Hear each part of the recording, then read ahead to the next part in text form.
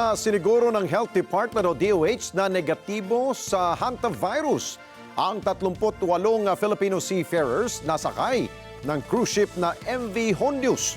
Samantala, sa panig naman ng Department of Migrant Workers o DMW, tatalakay nila sa Maritime Industry Tripartite Council ang posibleng paghihigpit ng health screening protocols sa mga barko matapos ang naturang insidente.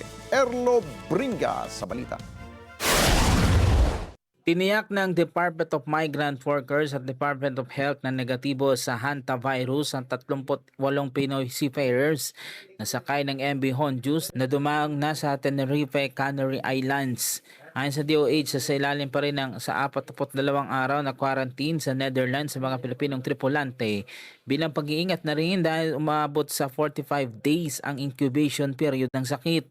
Nahahati sa dalawang grupo mga seafarers na kung saan 24 sa mga ito ay hotel workers at stewards ay lilipad patungong Netherlands habang ang 14 na deck at engine crew ay sasakay pa rin sa barko patungong Rotterdam. That means they're not sick, no? When they're quarantined, they were just exposed, but if they do not exhibit any symptoms, that means they will be determined to be disease-free, and the risk of having hantavirus is very low. So pwede nang pauwi niyan, and there will be no precautions when they arrive, except probably some sort of testing. So yun ang current information.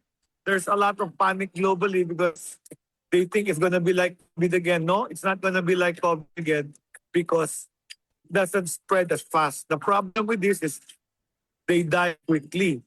Tiniyak naman ng Department of Migrant Workers na patuloy na matatanggap ng mga seafarers ang kanilang sahod at mga benepisyo habang nasa quarantine at sasagutin ng ship owner lahat ng gastusin. Ayon pa sa DOH, hindi karaniwan ang hantavirus sa Pilipinas at wala pa umunong naitatalang kaso nito sa bansa.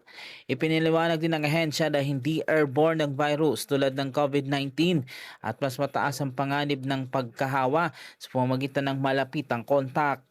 In which case, yung sa isa naman, sa human-to-human dandes, you have to have very close contact. So hindi siya airborne kagaya ng COVID or tuberculosis. You have to have close contact. Pag-asawa, of course, after the husband got infected, the wife immediately. Now, meron silang pina-follow isang flight attendant from KLM. The airplane that the wife rode, at doon siya nagkasakit at yung attendant is nag-positive. Patuloy naman ang koordinasyon ng DMW, DFA at DOH para sa mga pagmomonitor sa kalagayan ng mga Pilipinong marino at kanilang mga pamilya.